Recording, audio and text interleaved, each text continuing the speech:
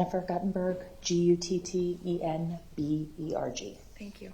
And Fred Guttenberg, same spelling, Guttenberg. Thank you. Nice to see you both. Mrs. Guttenberg, would you like to say something on behalf of your daughter, Jamie? Yes, I would. Please go ahead.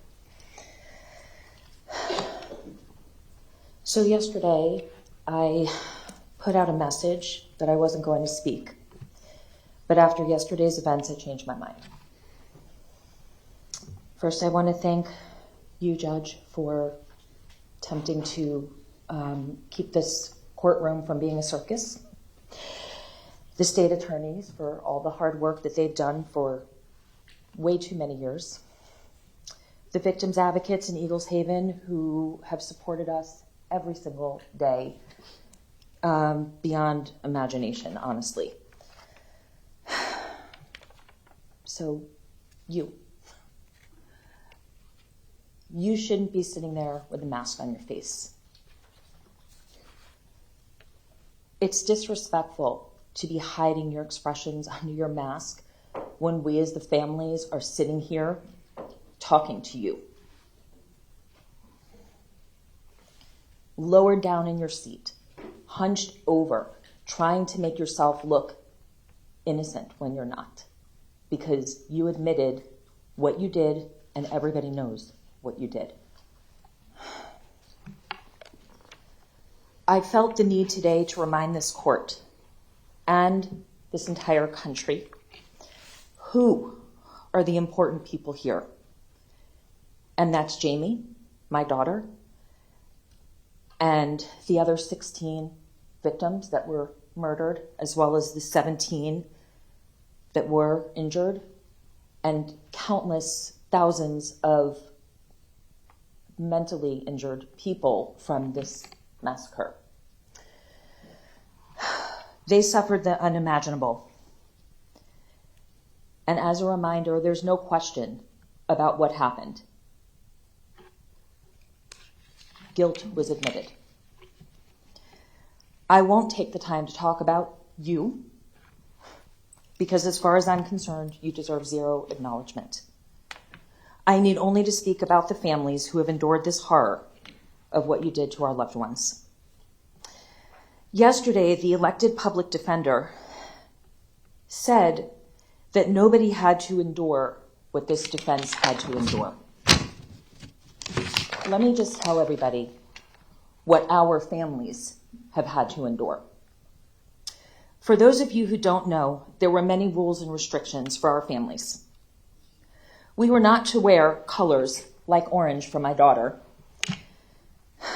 or advertising types of clothing or gear related to our loved ones.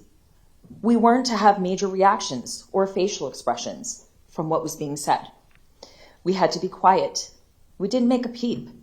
We couldn't make any verbal sounds. We couldn't use our cell phones in the courtroom, even though the attorneys, the press, and everyone else could use theirs. We weren't to be speaking outside of this courtroom because we were unaware of where jurors might be and may run into somebody. The list goes on and on. And as a reminder, Mr. Weeks, and the rest of the defense attorneys, your client murdered our loved ones in cold blood, hunted them down, shot them over and over until he knew he accomplished his goal and left them for dead with no remorse. In fact, he left amongst the other students and stopped for a Slurpee because he was thirsty after his rampage. I feel our families need to be recognized.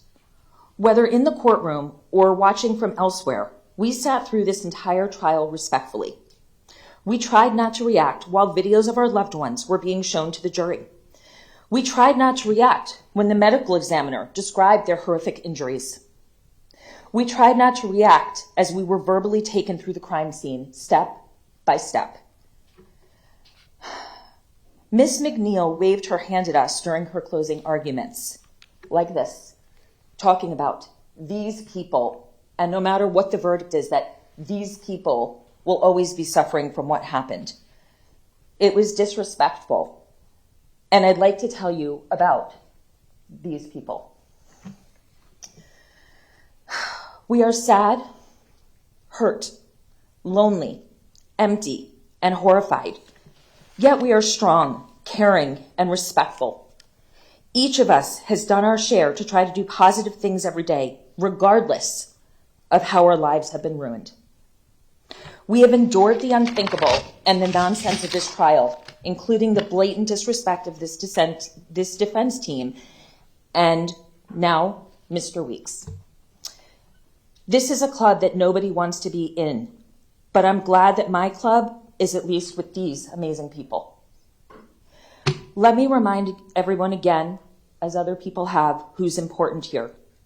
Jamie Guttenberg, my beautiful daughter, Nicholas Dworet, Luke Hoyer, Joaquin Oliver, Gina Montalto, Elena Petty, Kara Loughran, Meadow Pollock, Alex Schachter, Peter Wang, Martin Duque, Carmen Shentrup, Helena Ramsey, Alyssa Al-Hadef, Chris Hickson, Scott Beagle, and Aaron Feiss.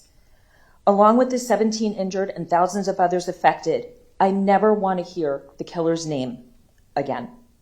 Let us remember the victims and their legacy. My daughter is Jamie Guttenberg.